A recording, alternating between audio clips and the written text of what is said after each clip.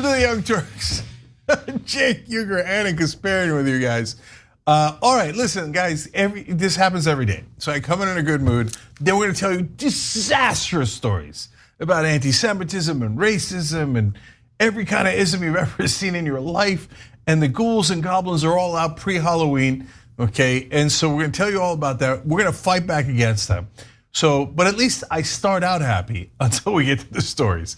But Don't worry, hang in there, have hope. Let's find out about them, and then let's fight through them, all right? Yes. Well, we begin with some international news today. It's been a while since we've done a deep dive into what's transpiring in Ukraine. So without further ado, let's talk about it.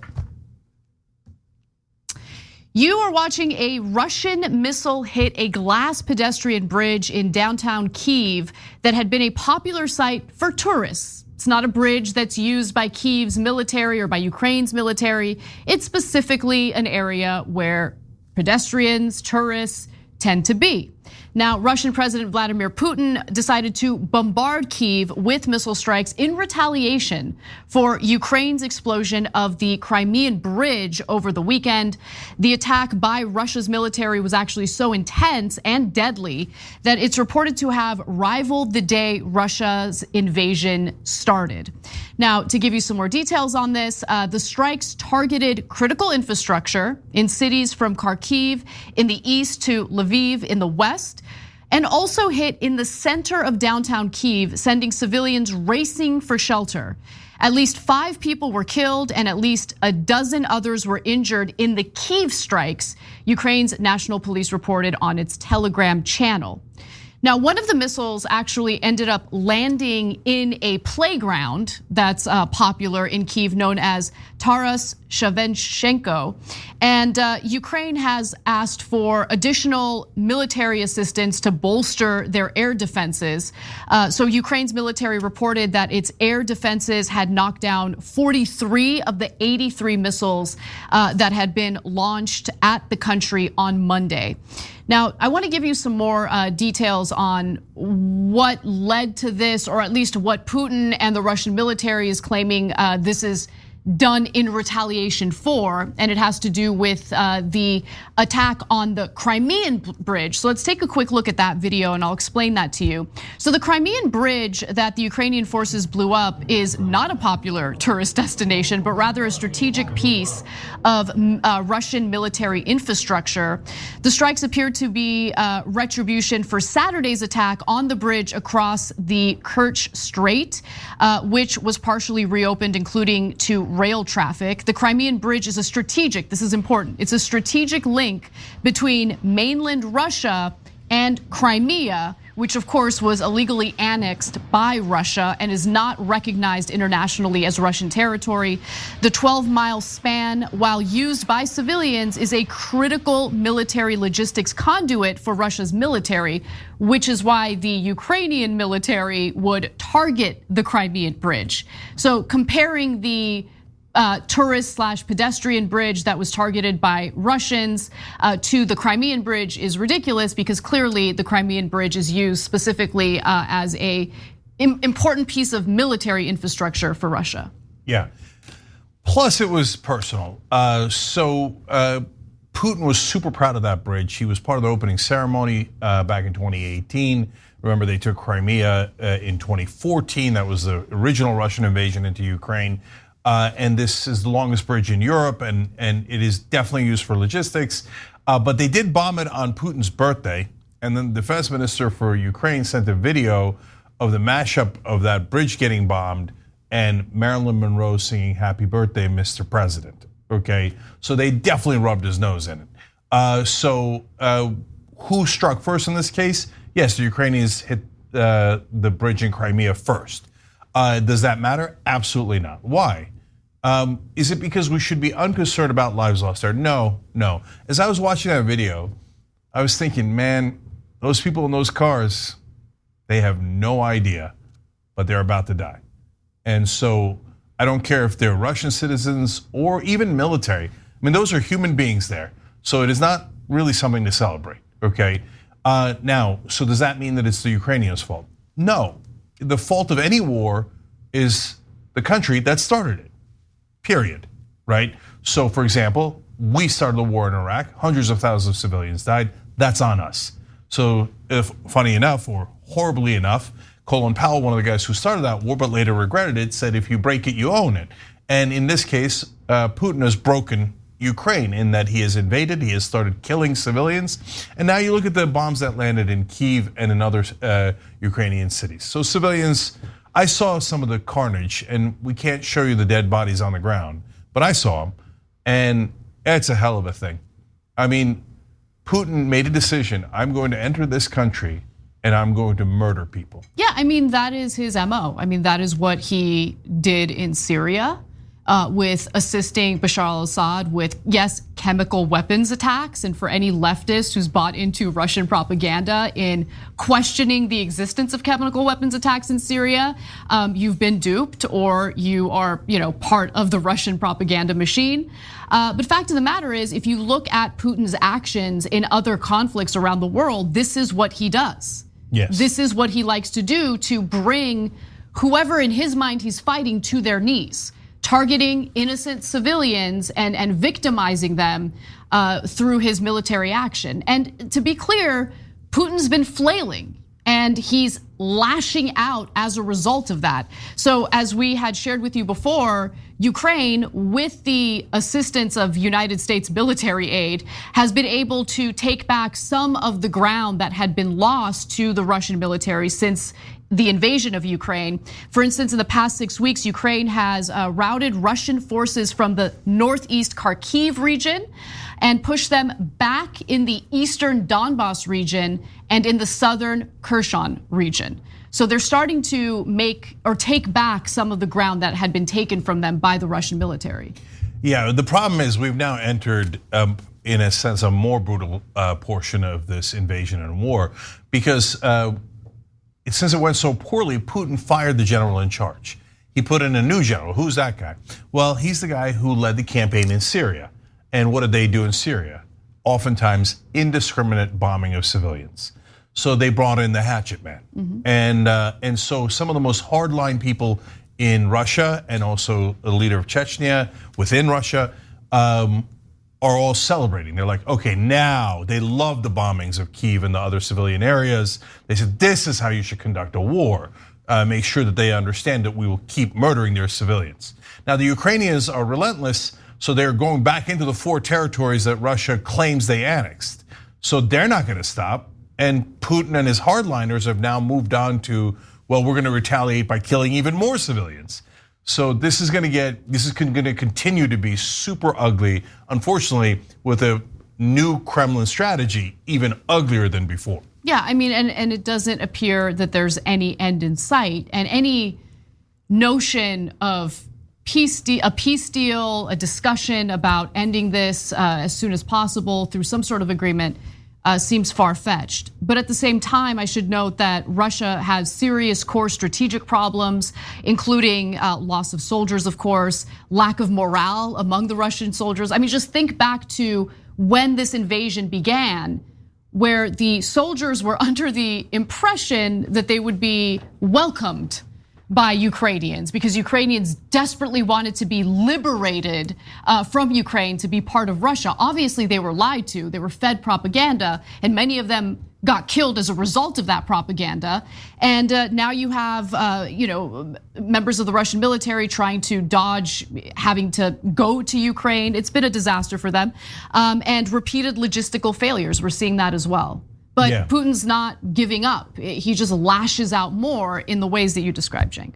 Yeah, last thing is, look, if you see people being apologists for this butcher, Vladimir Putin, understand what their objective is, right? So there's no defense of Putin. Before the invasion, you could say, hey, listen, we're encroaching too much into Russian neighboring areas, right? And they're worried, like we were worried about Cuba, they're worried about Ukraine and us putting weapons in there or making it part of NATO. There were legitimate arguments. After the invasion, even though Ukraine said they would not join NATO, which was the ostensible reason Putin was pretending to care, then they made up insane things about the Jewish leader being a Nazi. It's ridiculous, totally insane, right? So I don't care if you hear it on the right wing or the left wing, it is 100% propaganda. So if you still see people doing that kind of propaganda, whether it's Tucker Carlson or anyone else, pretending to be on the left or otherwise, understand that they're doing propaganda on behalf of this butcher. Every civilian that dies in Ukraine, and by the way, in Russia, and by the way, all the military people, they're also human beings, both in Ukraine and Russia.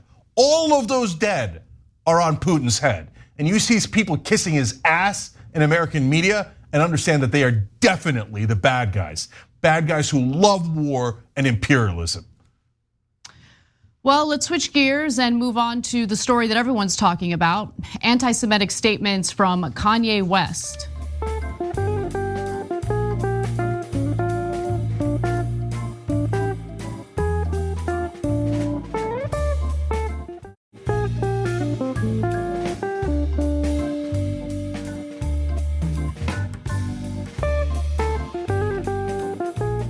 Twitter has temporarily locked Kanye West out of his own account following his anti-Semitic, not alleged, anti-Semitic and disgusting declaration of war on Jewish people. Now, the tweet in question has been taken down, but as you can imagine, many people have taken screenshots of it before Twitter took it down. So I'm gonna read what he wrote verbatim, and then we'll discuss the ramifications of these types of statements. He says, quote, "I'm a bit sleepy tonight, but when I wake up, I'm going DEFCON 3 on Jewish people," he writes in all caps. "The funny thing is, I actually can't be anti-Semitic because black people are actually Jew also. You guys have toyed with me and tried to blackball anyone who ever opposes your agenda." Okay, let's keep that tweet up for a second, only because I want to draw attention to just how many people liked that tweet. 31,000 people liked it. They read that and thought, no, nailed it. Absolutely nailed it. DEFCON 3 on Jewish people, Kanye nailed it. Yeah, and by the way, it wasn't up that long, so people rushed to like that. And so they'll say, freedom of speech, we're allowed to hate Jewish people. Well, yeah, you are allowed.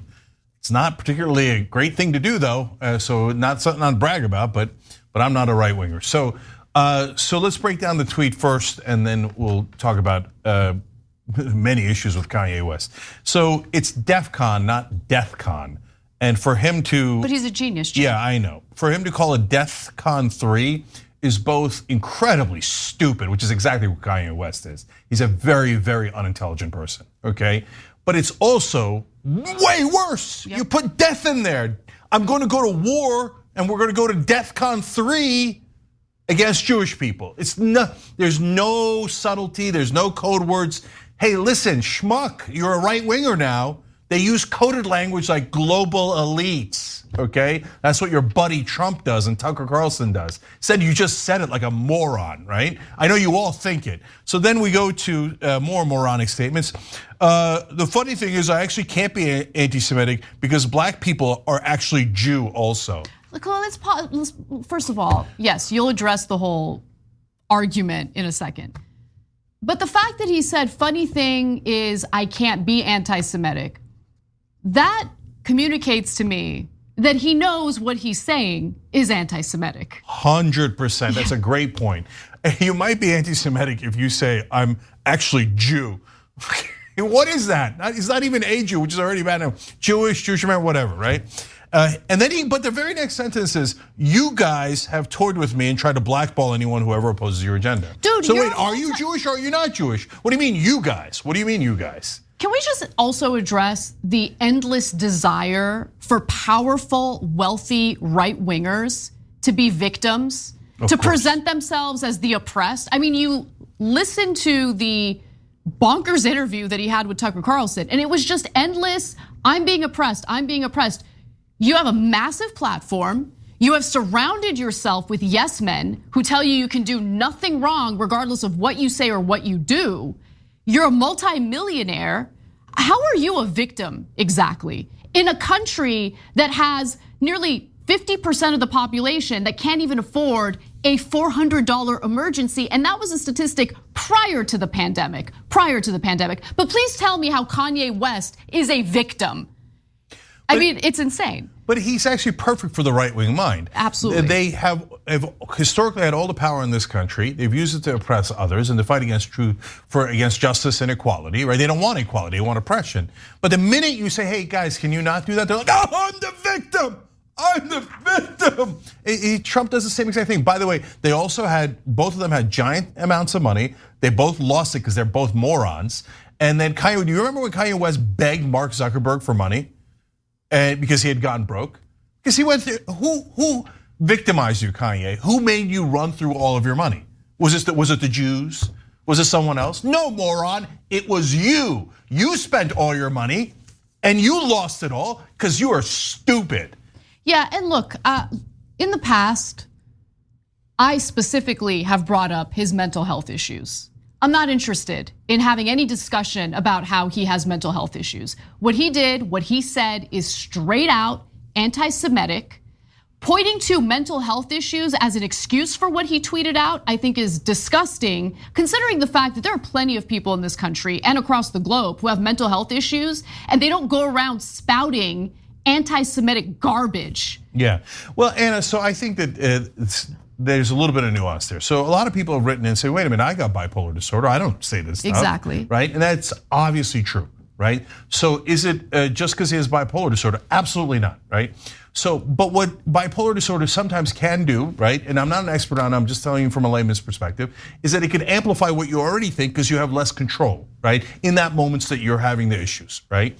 So Kanye already thought those things. In fact, he's been thinking them for a long, long time, as we're gonna show you. So, but when he's off the medication, he can't contain himself. So he's like, oh my God, I hate, it's the Jews, right? So, but if you didn't think it was the Jews in the first place, you never would have said that because it wouldn't even be in your mind. So he's all of those things. Yes, he's got mental health issues and he should get back on medication and therapy, and the people around him are monsters for enabling him getting off the drugs, okay? Also, he's deeply unintelligent, doesn't understand anything in the world. And number three, he's hateful. So it's a toxic combination of all three things.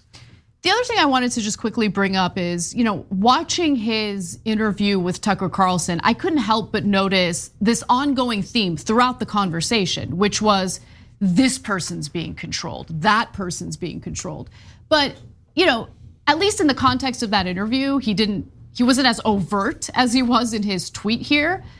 But get a load of what he had to say about his ex-wife, Kim Kardashian. Again, being controlled. Who is she being controlled by? Let's watch.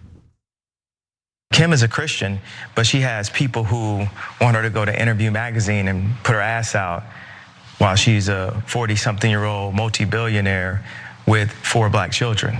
And this is how fashion wants to, how they want to present her. There's so many things that are put in Kim's head. They bring influencers, like no one ever knew where Corey Gamble came from. No one in the fashion world knows where Gabby came from. These people were practically made in a laboratory, in my opinion. And one of the things that they're really good at doing is being nice and being likable. And what they do is, for people that have some form of influence, whether it's an educated black woman like my mother that became the head of the English department at Chicago State University, or whether it's the most influential white woman on the planet, being my ex-wife, they have people that are around them at all times, telling them what to be afraid of. So what is he talking? Does he not know that his ex-wife's career literally started with a sex tape? I mean, I guarantee you there's no one in Kim's ear, aside from maybe her mom, telling her you need to go out there and you sell your sex appeal to sell product, which is what she does. But that's been the entirety of her career from the very beginning. Yeah, so she showed her ass in that interview, in that print article that Kanye is referring to, which makes it different than any other day. How? That's literally the entirety of her career. No, but you don't get it, Cenk. Kim is actually a Christian. Oh yeah. Kim is a Christian. Now remember though, but look at that though. He's separating her from other people who are not Christian. Kim's a good Christian. She happened to leak her own sex tape, but good Christian. But it was the Jews who probably made her do it, right? I mean, and it was the Jews who made her show her ass. It was the Jews who made her make $1 billion By the way, if it's true, she should be thanking them profusely. Jesus Christ, can the Jews help me out with $1 billion? It's absurd, it's not the Jews. It's so stupid to think that. And guys, look, I mean, do I have to explain this? And apparently I do, because tons of people in the country don't get it. The people in one religious group or racial group are not the same. There's a giant variety, from intelligent to unintelligent, from working hard to not working hard, from people who have empathy to people who have no empathy. And you think that they're one monolith, that they email each other? Like, that they're like, hey, what do you think? How should we control Kim Kardashian? Come on. Insane, absolutely it's insane. But I gotta get to a few other elements of the story, because what's also insane is the way the media has chosen to write their headlines about what Kanye West said. Listen, the reason why I emphasize that this is not alleged anti-Semitism is because it's not that easy to decipher what he intended to communicate to the world. It is anti-Semitic. What he said, declaring war on Jewish people, is anti-Semitism 101. But you go to Reuters, let's go to graphic 5 here. Kanye West's Twitter, Instagram accounts restricted after alleged anti-Semitic posts. Just please, man, be journalists. Don't be cowards. I mean, it is unbelievable. Like, what exactly would someone need to say for Reuters to determine that it's not alleged anti-Semitism, that it's just anti-Semitic? What would he need to say? Apparently, declaring DEFCON 3 on Jewish people is not enough. Alleged, we don't know. Yeah. You decide. Well, obviously the correct answer is DEFCON 4. If he'd said that, that's definitely anti-Semitic. Now, look, guys, I want to make some distinctions, right? So, unfortunately, the word anti-Semitic has been thrown around in politics too much, right? So anytime that anybody disagreed with someone who was usually right-winger, etc., they'd be called anti-Semitic, right? So you have an honest disagreement on foreign policy issues about Turkey, you don't get called anti-Turkish. But if you have an honest disagreement about foreign policy issues with Israel, you get called anti-Semitic. Now, do those people actually believe you're anti-Semitic? Not at all. They're just using it as a way to bludgeon their political opponents. And almost always it's the right wing that does that, right? So even with Kanye, so they said, for example, when he did the Tucker Carlson interview, he talked about how Jared Kushner was manipulating things inside the White House to make money. And they're like, oh, that is anti-Semitic. I'm like, well, that one I'm not sure is anti-Semitic, because Trump did the same thing. Trump also manipulated things to make money, and he's not Jewish, he's Christian, right? So I don't want people to think that, oh, we're just saying everything is anti-Semitic, everything is racist. No, not at all. In fact, we draw those distinctions more than anybody does. But when you say you're going to DEFCON 3 against on Jewish people, that is not subtle, that is not political, that's not anything but completely 100% anti-Semitic. Stop being neutral to monsters. Absolutely. And there are some who are neutral, others who aren't neutral at all, and they're very obvious about it. Fox News, their tweet, I love the quotation marks here. Ye locked out of Twitter due to violation of policies. I mean, that's Fox News 101. And later in the show, we're gonna get into some of the other reactions coming from right-wingers, coming from actual politicians who want to provide cover for the anti-Semitism. So stick around, we'll be back in a few minutes with that story and more.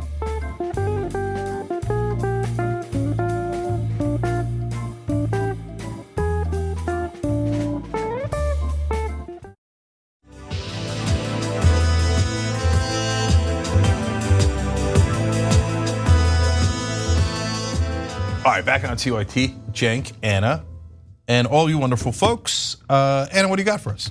Well, unfortunately, more Kanye-related news.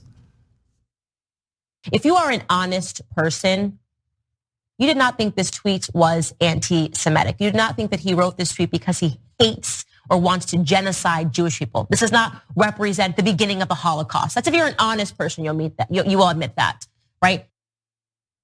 There you have Candace Owens providing cover for the very clear anti-Semitic tweet that Kanye West put out into the world over the weekend. For those of you who might have missed the tweet, I don't know how you could have, I'll read it to you and then you can decide whether or not this sounds anti-Semitic to you.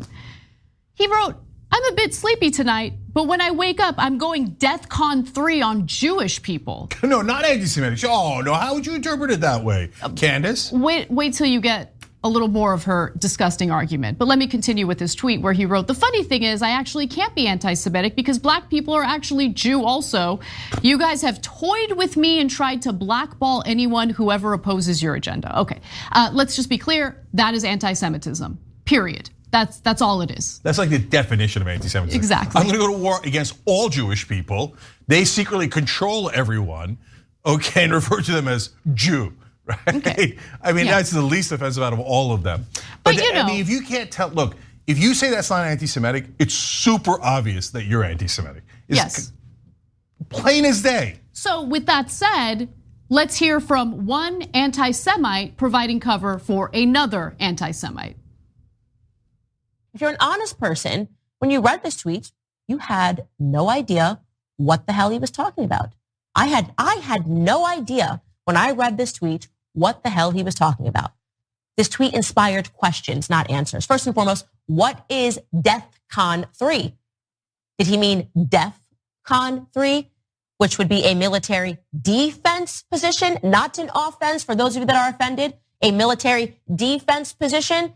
Is he tweeting this because he's reading the Newsweek headline calling him an anti-Semitic? Is he angry because he can't believe that he's not free to talk about people in his life who happen to be Jewish, right? Without being accused of anti-Semitism? Is he saying, I'm not gonna shut up and I'm gonna keep tweeting and I'm gonna keep calling these people out, referring to his friends that he feels slighted by? Is he talking about Jared Kushner and Josh Kushner?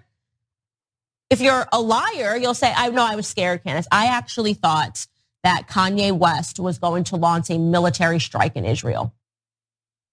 Is there anything more laughable than Candace Owens being the arbiter of who is and is not an honest person? Really? Yeah, no, but that was hilarious. I mean, you got to give her credit for that, right? No, DEFCON 3 is just a defensive position. We're just asking questions. Yeah, I mean, I don't know what he means by DEFCON 3. It could be a pleasant thing. Maybe DEFCON 3, they come over and give you a massage and go ride in on a unicorn. Yeah. You don't know. Maybe it's just a trip to the day spa. Maybe that's what he meant. Maybe he meant he was just gonna take Jewish people to the day spa with him. Yeah. Yeah, come on. She knows. She knows. Of course she knows. She's a raging anti-Semite. And by the way, at the end, she mentions Israel. What does Israel have to do with any of this? She also mentions the Kushners in that argument. Oh, he felt slighted by his friends because in the context of the Tucker Carlson interview, Kanye West was very hurt that Jared Kushner's brother, I believe, had a larger stake in Kim Kardashian's Skims company than he did. Like, it's insane. All of this is insane. But look, the reason why I want to bring this up, the cover that's being provided for, again, very transparent anti-Semitism is, look, do I think that Kanye West has the power to literally wage a physical war against Jewish people? No. But for anyone who's minimizing this by making that argument, let me just say, we all know what's happening in this country right now, okay? I wasn't born yesterday. I'm very in tune to what the current political climate is in the United States, where political violence is front and center, where Christian nationalism is rising, where you literally have people who say, who cares about the Constitution? We should force our religion on everyone in this country, a country that is supposed to have a separation of church and state. And let me also remind you that anti-Semitic hate crimes and attacks have increased quite a bit since 2016. In fact, 15 years prior to 2016, anti-Semitic hate crimes had actually gone down year after year. 2016, there was a spike and the numbers continue to increase. And how could you forget?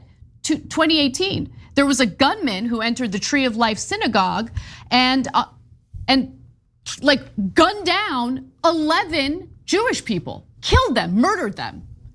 But they all want to pretend like this doesn't exist, right? That this doesn't have any repercussions, doesn't have any consequences. They know. She knows, Kanye West knows, Tucker Carlson certainly knows.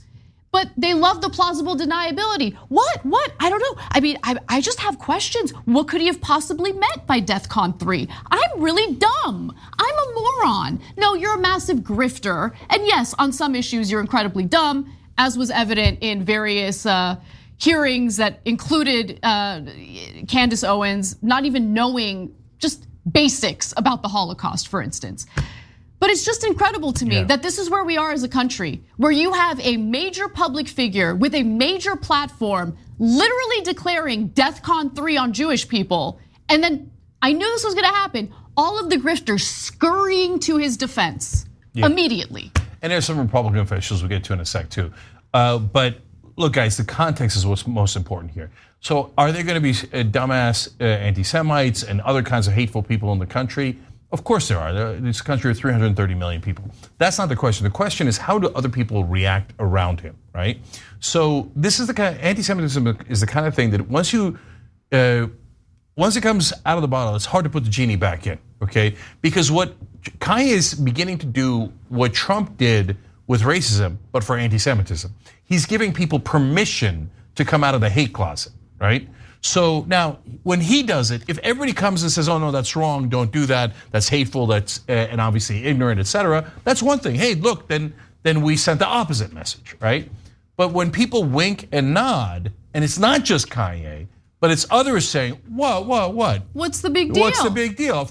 The implicit thing there is what's already in the right wingers' minds, which is the Jews control everything. Now, why do I say it's in the right winger's mind? Is that fair?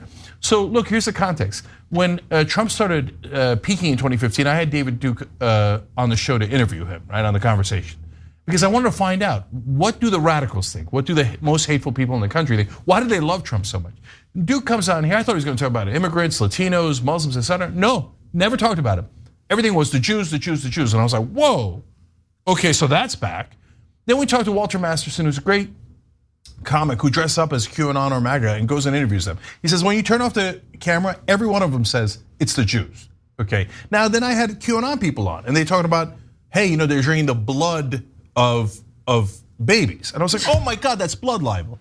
They've been saying that about Jews for thousands of years. That didn't pop out of nowhere, right? And almost all the QAnon people, unfortunately, are fundamentalist Christians, right? So it's religion that is driving. And it's, guys, do not take it, don't think that, it's all Christians, don't be as stupid as they are. Of course not. It's weirdo, wacko, fundamentalist Christians that are hateful that are driving this. But anti-Semitism is back. It is. I mean, I think that it's been here. It's been dormant in that people, look.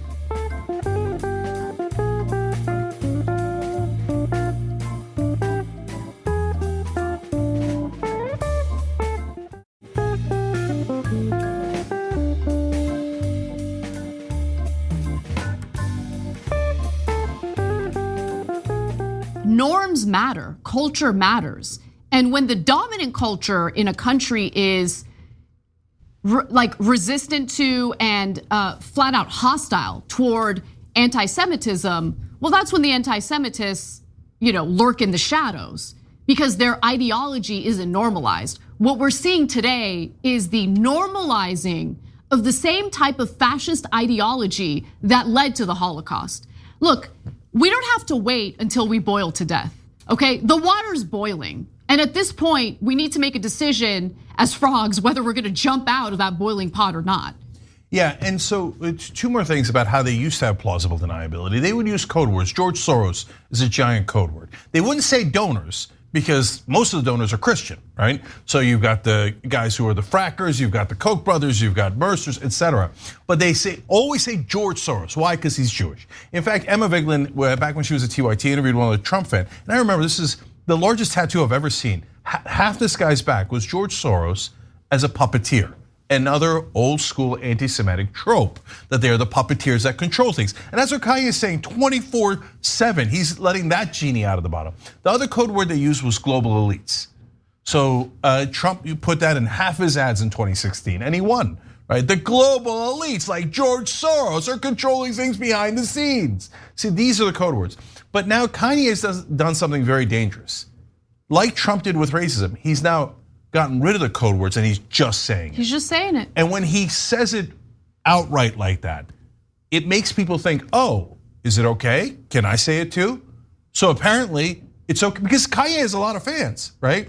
And now when then people take it, the platforms like Twitter and Instagram take it down, then people think, oh, is he being censored because it's true? You can't put the genie back in the bottle. So whether you take him off the platforms or you don't, Now it looks like either way, it's feeding into the anti-Semitism that already existed. So it's an epic disaster. So everybody who piles on to excuse it and apologize for it and make it seem normal and okay is making the situation infinitely worse. Now, I want to get to actual politicians, people with political power, including Indiana's Attorney General, who decided to defend Kanye West.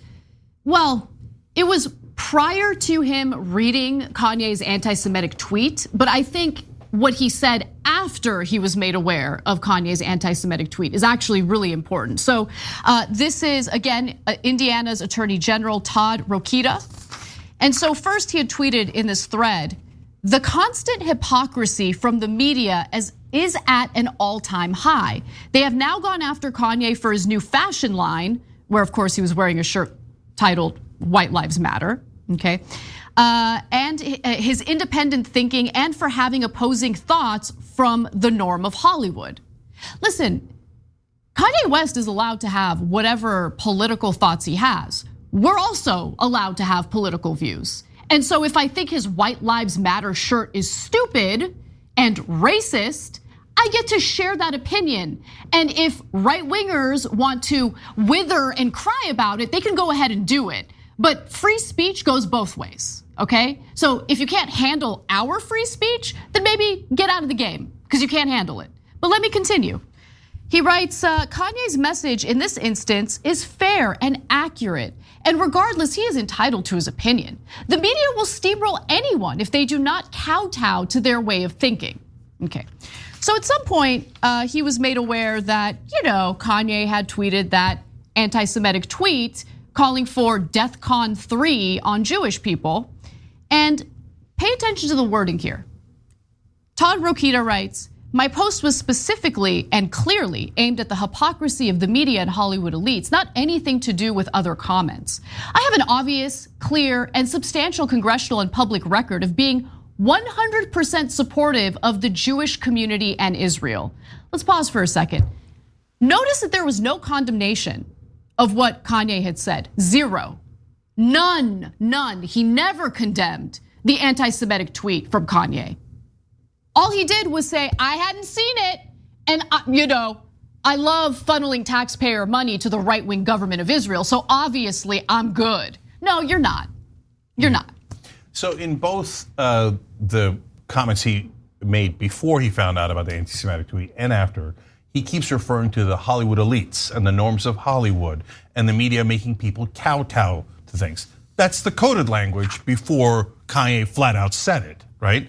And he still doesn't condemn Kanye. By the way, this is the same guy that's tried to pursue charges against a doctor who did the abortion on the 10-year-old. That rape victim? Rape victim, 10-year-old rape victim. And he's like, how dare you help her? And he tried to pursue the guy who helped her. So this guy's a monster through and through, okay? Total piece of crap. But I want to say one other thing about it, what both him and Candace said. They bring up Israel out of nowhere, right? Hey, knuckleheads, the Jews that live in America are not Israelis. They're Americans. But look at the mindset. They view them as the other, right? Oh, what, Jewish people? Yeah, I give money to Israel through the government. Sure, yeah. No, Jews live here. They're Americans. They're 100% Americans. They're us, not them. But they don't view it that way. And that's one of the many problems for these right-wingers as they go around basically excusing what Kanye said. Well, I know this is a very dark, gross story, and I do want to give some credit to people who spoke out in the right way, including AOC. Before we go to her tweet though, one of the most, in my opinion, underrated Twitter accounts is the New York Times PitchBot, which is, satirical New York Times, account, like making fun of the kinds of headlines they write for stories.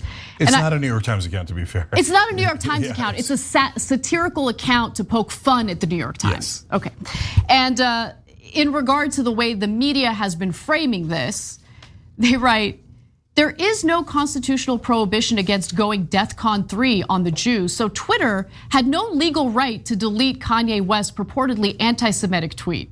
And then they quoted Jonathan Turley, but obviously Jonathan Turley didn't say that. It was just satire because of just how pathetic the media frames these kinds of stories. I mean, with Reuters refusing to just flat out call the anti-Semitic tweet anti-Semitic and using the word alleged anti-Semitism instead.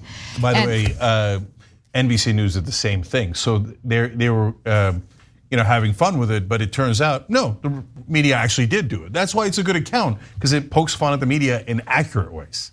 And I do want to just quickly read AOC's tweet on the matter. And let me just note, I mean, I didn't see any, I might have missed it, but I didn't really see this outpour of support for the Jewish community coming from members of Congress, even Democratic members of Congress. That's why AOC's tweet stood out. She wrote, "There's absolutely no room in this country or world for anti-Semitism. It is important to see how harmful and dangerous Kanye's words are, not only to our Jewish brothers and sisters and siblings, but also to our collective society at large. We must reject this wherever we see it." So I just want to give her credit for saying what every single member of Congress should have said. But really, I fail to see a concerted response condemning the disgusting statement by Kanye West. Well, I mean, look, it's just real quick, guys. When Ilhan Omar criticized lobbyists for Israel, the world collapsed in on her, right? So the right wing all put out statements. How dare Ilhan Omar degrading our poor lobbyist friends? We love those lobbyists, right? And they just condemned her at 100 miles an hour. Where are they now? Nothing on Kanye. And he said, DEFCON 3 to all Jewish people. And by the way, Democratic leadership also piled on Ilhan Omar. Yep. But where are they now? I mean, I'm sure they put out statements, probably doing fundraising off of it, etc. But they don't seem nearly as agitated. So it's really disgusting, the reaction that it's getting overall. And to be fair, most decent people are, of course, wildly against it, totally against it. And you're also seeing that too. It's just that the people in power are surprisingly quiet on this issue. When we come back from the break, we'll talk a little bit about local politics here in Los Angeles, but there is a point to it. Explosive leaked audio featuring 3 city council members engaging in some of the most disgusting racist remarks about a 2-year-old black child. I'm not even kidding. That and more coming right up.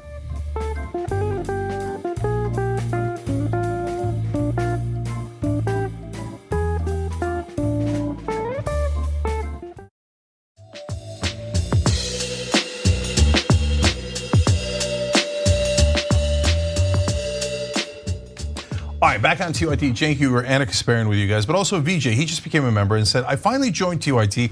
I enjoy listening to it on podcasts, and now I will enjoy even the second hour of the show and a bonus episode. Life is good." Aww. Love Anna and Cenk. Aww. That's wonderful. Thank you for writing in, BJ. Yeah, we love you too. Thanks for listening to the podcast. Everybody check out the podcasting network. And then if you can become a member, that's fantastic. Then you're creating the show. All right, Casper. Well, let's take a little trip to LA, where we reside. The president of the Los Angeles City Council, Nury Martinez, has stepped down as the president of the body following a leak of an audio recording from nearly a year ago where she makes some pretty gross racist remarks about family members of one of her colleagues and also says terrible things about specifically Oaxacans in Koreatown.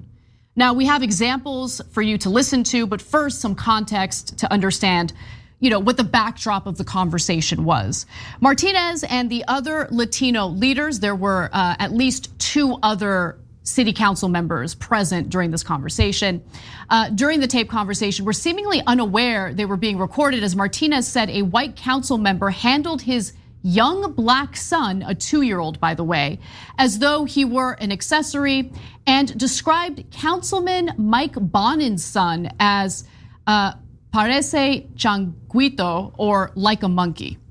Now, the leaked tape was originally posted on Reddit and claimed that the labor movement was in bed with City Hall. And the reason why they made that statement is because one of the other individuals present during that conversation was LA County Federation of Labor President Ron Herrera. Now, the group discussed the city's once a decade process of redrawing council district boundaries, which was underway at the time, as well as the need to re-elect Latino council members and ensure that heavily Latino districts did not lose economic assets, such as USC and the Van Nuys Airport. Now look, having a discussion about wanting to represent the Latino community in LA is totally fine. It's the way they went about it. So the people that you're gonna hear from is mostly Nuri Martinez, again, now the former president of the LA City Council, Kevin De Leon, who's another city council member, Gil Cedillo, who's another city council member who has just been voted out, and then you have the LA County Federation of Labor president, Ron Herrera.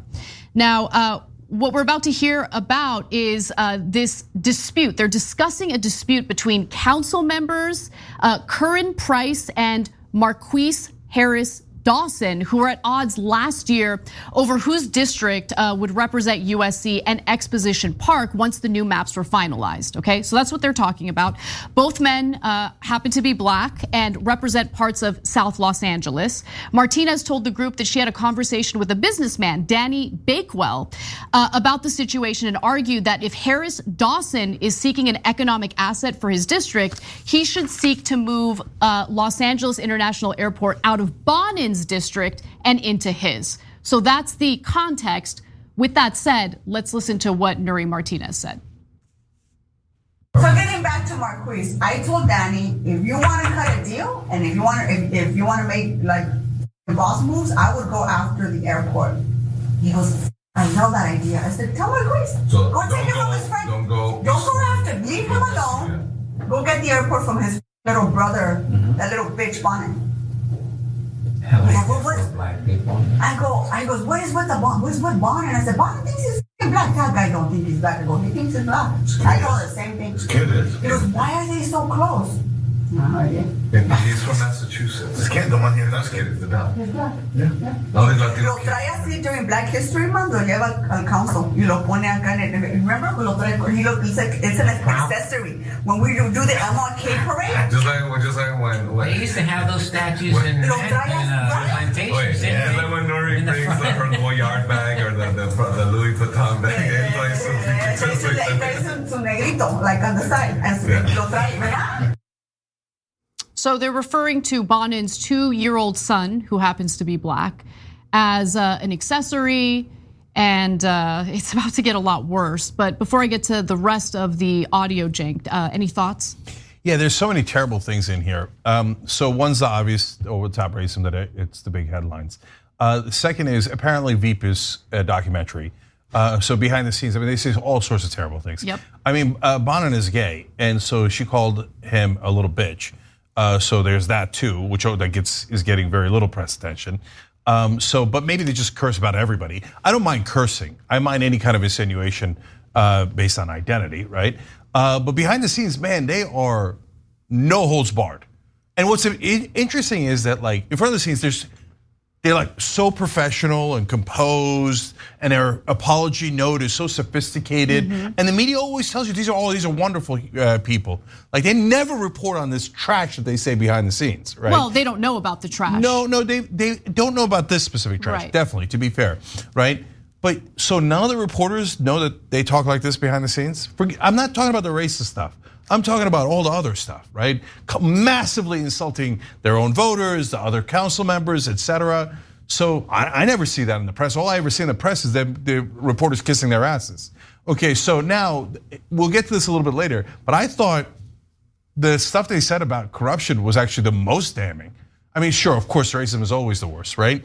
But they're openly talking about, what's going to get them more money? They don't like that the progressive members are like against corruption, and they're mainly talking about real estate interests and how they're going to take money, but they don't want the other people to be a pain in their ass about it.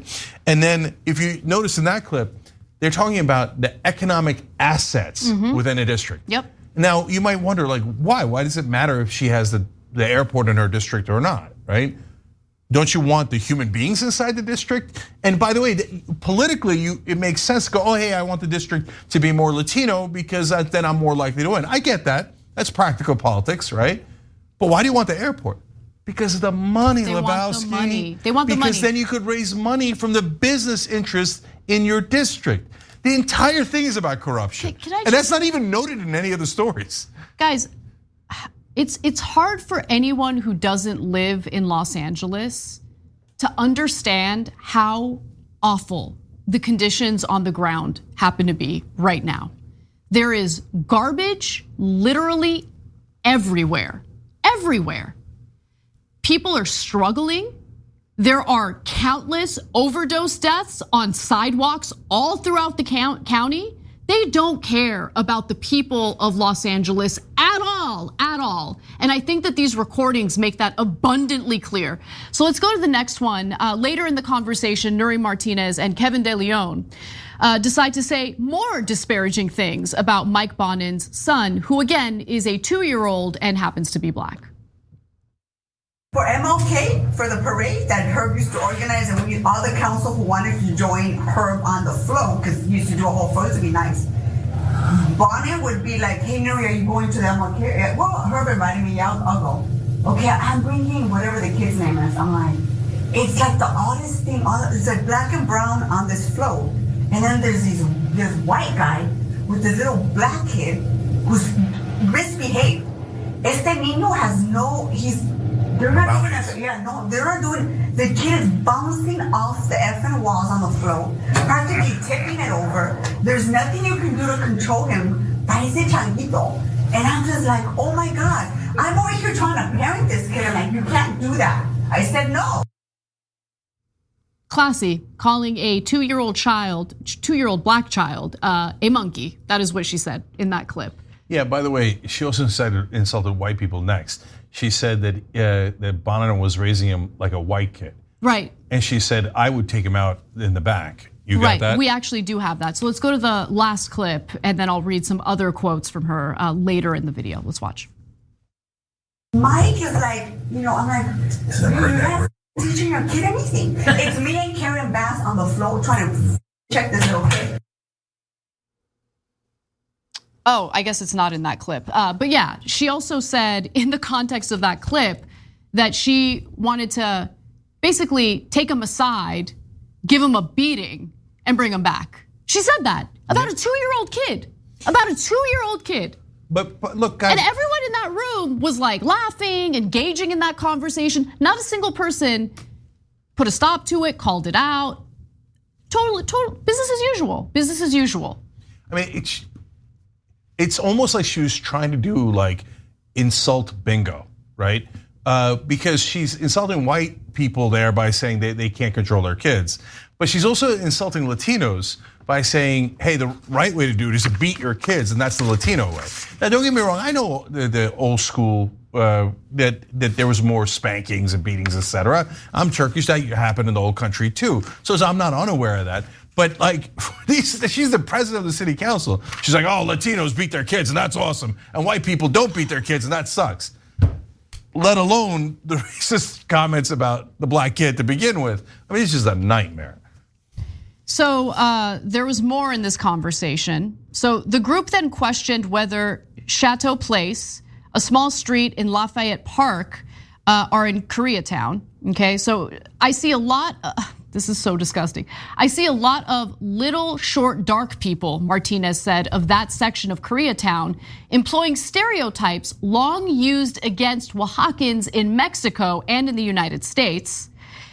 I was like, I don't know where these people are from, she said. I don't know what village they came from, how they got here, Martinez said, before adding tan feos, which means they're ugly. Okay, Jesus. These are voters. They're talking about the community that they're supposed to be representing. Oh, they're ugly.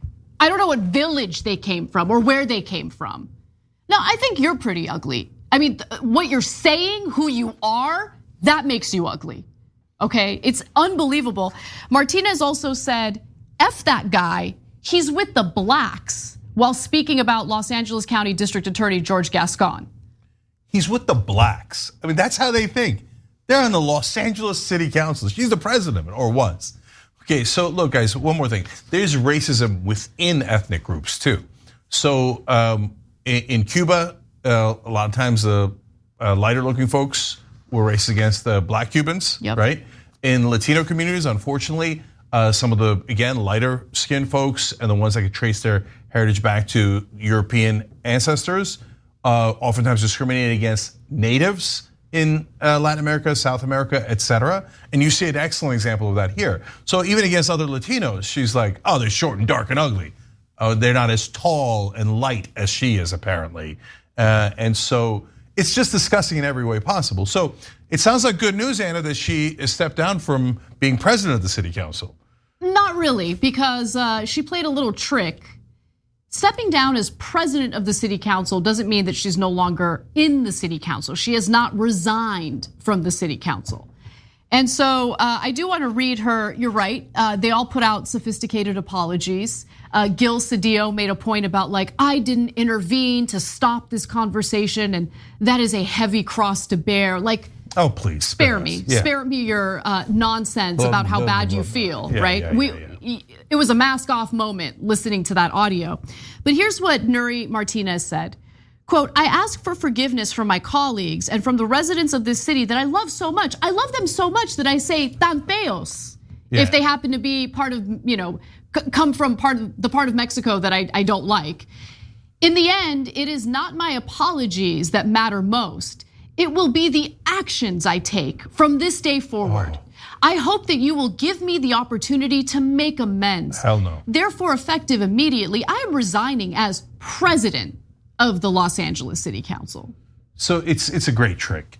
So first of all, media eats that stuff up. They're like, oh, what a great sophisticated apology. Now we can call things even again, okay? And second of all, yeah, it makes it sound like she's resigning. She's not resigning. She's just giving up the top post, right? And so, no, do you want her representing people in LA where she thinks, oh, they're with the blacks? And so for everybody else in that room, guys, look, one or two jokes, off-color jokes, maybe you guys are friends and maybe you're even friends with other city council people, and you guys razz each other back and forth. But it didn't sound like it, right? But when she says they're with the blacks, if I was in a meeting with progressives and somebody said that, I'd be like, wait, hold up. What do you mean? Aren't we all with the blacks and the whites and the everybody? And we're supposed to be representing right? the insanely diverse community of Los Angeles County. Right. Very diverse. So if you have issues with pretty much everyone other than, Nuri Martinez, who do you like? She's going after white people, black people, Mexicans. Who do you like, Nuri Martinez? Other than that cold hard cash, she likes that. Yeah, she loves the real estate donors. She loves those economic assets in her district. That is an incredible view into how politicians actually think. Do not let the mainstream media lie to you and tell you that they're respectable, honorable, honest people. Behind the scenes, this is what they are, the money. And then the way that she views people, and no one objects throughout the entire thing, in strictly racial terms, is amazing. Like that's actually who she is. And she can't be in that office legislating that way. That's not a slip up, it's not an accident. It's an hour-long tape of racial assumption after racial assumption. And meanwhile, just like, where's the money? And by the way, right-wingers, like white right-wingers I criticize all the time. Guys, racism is not just about white people. Non-white people can also be racist. If you're not racist, we're not getting at you for being white. That's crazy. That's also racist, right? So you see here a Latina who's being over the top racist. So yes, it exists in every group. Yeah, with absolutely no self-awareness about how under her leadership, LA has completely devolved. It's amazing. Anyway, we got to take a break. When we come back for the second hour of the show, we'll talk about right-wing thugs who can't handle comedy they dislike.